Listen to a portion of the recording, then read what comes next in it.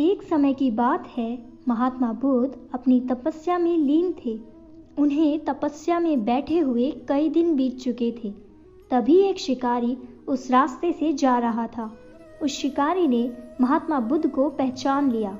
शिकारी ने महात्मा बुद्ध के बारे में बहुत बड़ाइयाँ सुनी थी, किंतु वह महात्मा बुद्ध की बड़ाइयों से संतुष्ट नहीं था। उसने परीक्षा लेने की सोची। शिकारी पहले तो महात्मा बुद्ध को एक छोटा सा पत्थर फेंक कर मारता है, किंतु महात्मा बुद्ध कोई प्रतिक्रिया नहीं करते, क्योंकि उनका मानना था शरीर को तकलीफ होती है, आत्मा को नहीं। अतः शिकारी द्वारा फेंके गए पत्थर के कारण शरीर को कष्ट हुआ, किंतु आत्मा को नहीं।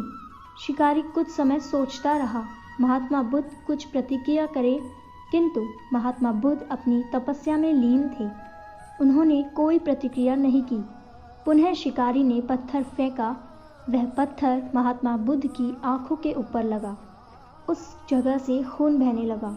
महात्मा बुद्ध को आभास हुआ उनके शरीर से रक्त बह रहा है, किंतु वह फिर भी अपनी तपस्या से नहीं उठे। शिकारी को गुस्सा आया और उसने पुनः एक पत्थर और महात्मा बुद्ध की ओर फेंका।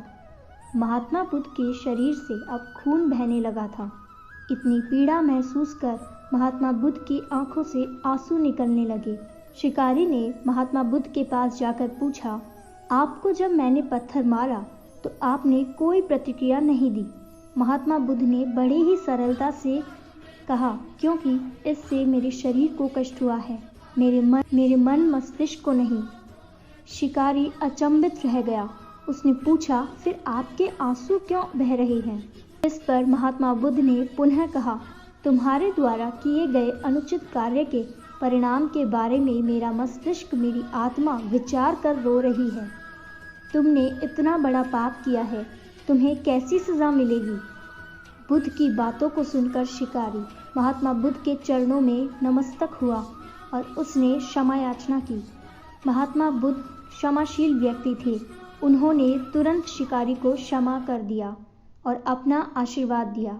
वह शिकारी महात्मा बुद्ध का आशीर्वाद पाकर एक महान व्यक्ति और साधक के रूप में जीवन व्यतीत करने लगा। आशा करते हैं कि आपको हमारी ये वीडियो बहुत पसंद आई होगी। और भी ऐसी वीडियो देखने के लिए हमारे चैनल को सब्सक्राइब करें, साथ ही बेल आइकन को प्रेस करें। धन्यवाद दोस्तों।